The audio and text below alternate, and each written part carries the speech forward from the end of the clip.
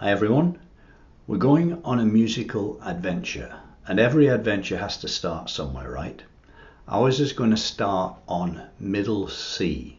That's the fourth C from the left on a standard 88 key piano, roughly in the middle of the keyboard. So let's start our adventure. My granddaughter Emily is going to be doing these videos with me. So, Em, if you could play middle C for us, please.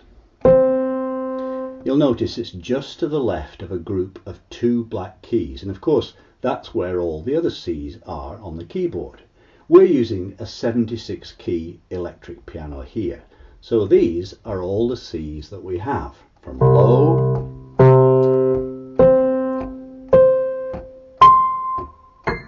to high.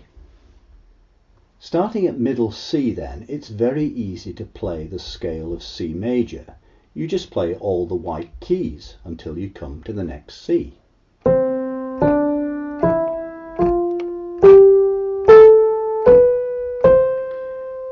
But you'll notice in doing that, we've left out all the black keys. The distance between one key and the next on a piano is what's called a semitone, or a half tone or half step. The spacing between any two notes is called an interval. So let's look at the pattern of intervals we play in the scale of C major. We start at C. The next note is D. And you'll notice that we missed out a black key in going from C to D. So that's an interval of two semitones, also known as a whole tone or whole step. The same happens when we go from D to E. But when we go from E to F, the next white note, there's no black note in between. So that's only a semitone or half tone. And running all the way from middle C to the next higher C, we have the pattern whole tone, half tone, whole tone, whole, half tone. Because again, there's no black note between B and C.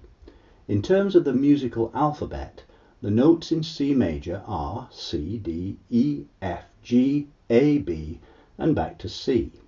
The gap from C to the next C is known as an octave because it contains 8 notes.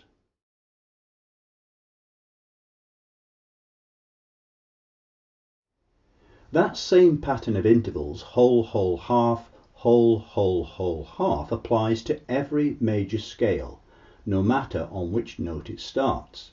So let's say we start our major scale on D instead of C.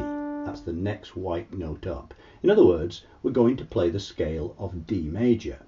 We do the same sequence of jumps, whole, half, whole, half, ending on D. But to keep to that same pattern, we have to use some black notes. D, E, F sharp, G, A, B, C sharp, D.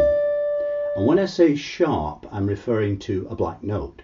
So F sharp, for example, is the black key to the right of F. The scale of D major has two sharps, F sharp and C sharp, in order that we can stick to the pattern of intervals needed for a major scale. Now, here's an interesting fact that we'll be talking about more in a later video. Go to the fifth note of the scale of C major, and we're going to start at the C below middle C so that you'll be able to see that note. So we'll start at C, 2, 3, 4, 5. Now that's a G. Now let's play the scale of G major following the major scale pattern. The sequence of notes is G, A, B, C, D, E, F sharp, G. There's one black key or sharp in it, the F sharp. Now go to the fifth note in the scale of G major. So G, 2, 3, 4, 5. It's a D.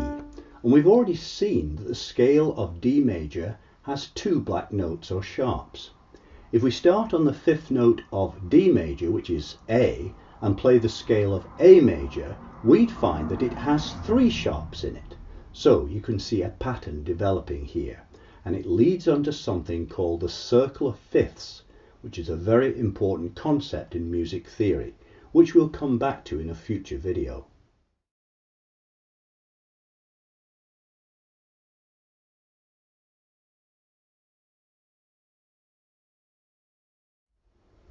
Here's another interesting fact.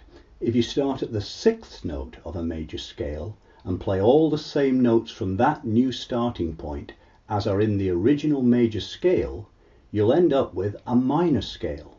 For instance, the sixth note of the scale of C major is A.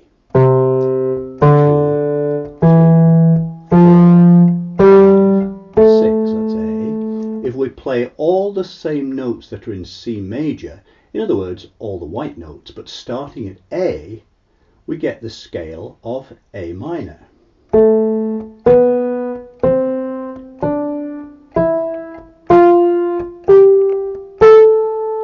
And although C major and A minor have all the same notes, they sound different because the sequence of intervals from the starting note is different.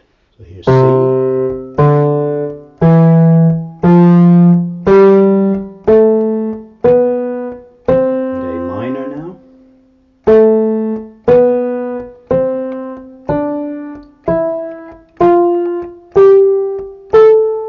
The sequence of intervals in A minor is whole tone, half tone, whole whole, half, whole, and whole.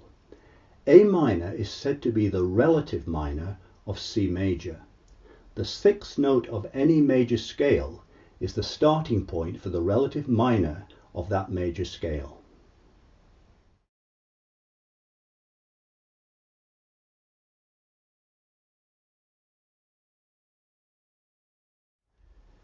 We'll discover later on that there are different kinds of minor scale, including natural minor, harmonic minor, and melodic minor. The A minor scale we've just talked about, the relative minor of C major, is also known as natural A minor, or just A minor. All relative minor scales follow the natural minor pattern: whole tone, half, whole, whole, half, whole, whole. So you have two choices to play a natural minor scale. You can go to the starting note of that scale, so if you want A minor, start on A, then play the natural minor scale pattern, or go to the sixth note of the corresponding major scale and play all the major scale notes from that point on. If you want to play E minor, for instance, you can start on E and play the minor pattern. Whole, half, whole, whole, half, whole, whole. Or you can find the major scale that has E as its sixth note, it happens to be G major, and play all the notes from that point in the major scale pattern. Next time we'll start to explore the concept of chords and what are known as consonant and dissonant intervals. So join us again soon for more adventures in music theory.